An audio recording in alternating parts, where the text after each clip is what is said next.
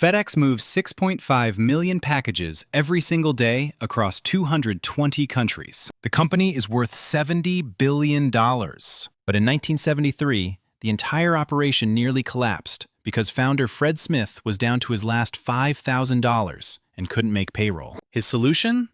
He flew to Las Vegas, walked into a casino, and gambled the company's last dollar on blackjack. He won $27,000. That money kept FedEx alive long enough to become the shipping giant that exists today. Fred Smith wrote his business model for FedEx as a term paper at Yale in 1965. The concept was simple but radical. Create a system designed specifically for overnight air freight instead of using passenger airlines. His professor gave him a C, calling the idea unfeasible. Smith didn't care. After serving as a Marine pilot in Vietnam, he came home in 1971 with $4 million from his father's estate and a plan to prove everyone wrong. He raised $91 million in venture capital, the largest startup funding round in American history at that time. He bought 33 Dassault Falcon jets, leased facilities in 25 cities, and hired hundreds of employees. The operation launched on April 17, 1973.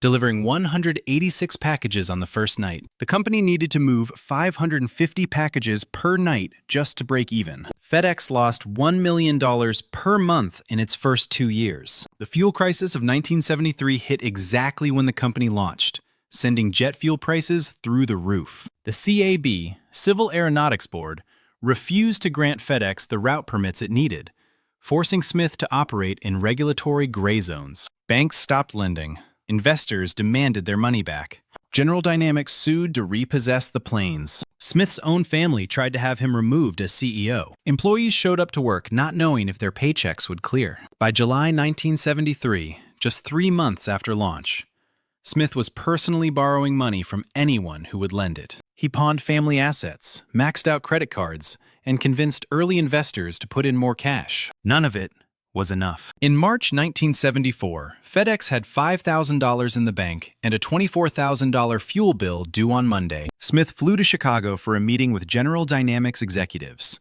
hoping to negotiate a delay on plane payments. They refused. Instead of flying home to Memphis, Smith took a different flight to Las Vegas. He walked into a casino and played blackjack all weekend. When he returned to Memphis on Monday morning, the company bank account held $32,000.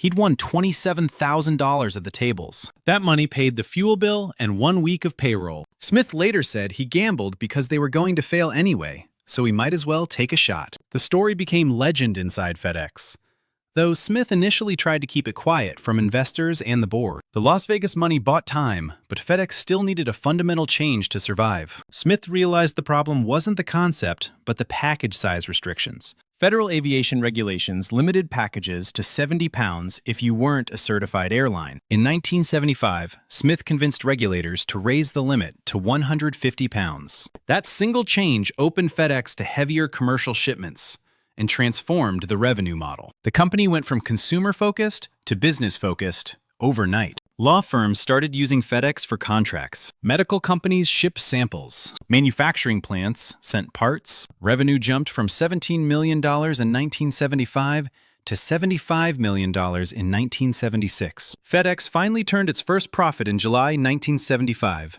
26 months after launch. Smith had been hours away from bankruptcy at least 5 separate times during those 2 years. Once profitable, FedEx expanded violently. The company went public in 1978, raising $89 million.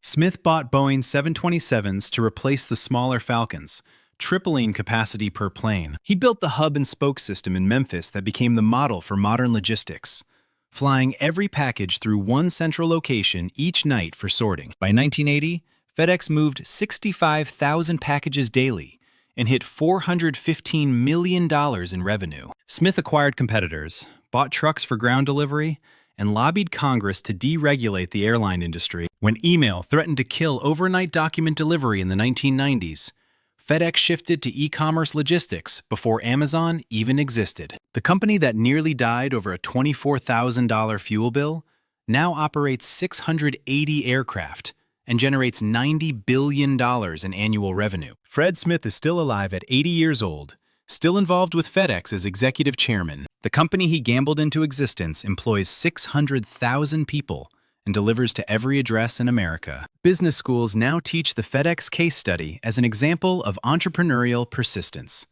conveniently leaving out the part where the founder bet the company's survival on blackjack. Smith himself has given different versions of the Vegas story over the years, sometimes downplaying it, sometimes leaning in. The truth is simpler than the legend. He was desperate, and desperate people take desperate risks. Most of those risks fail.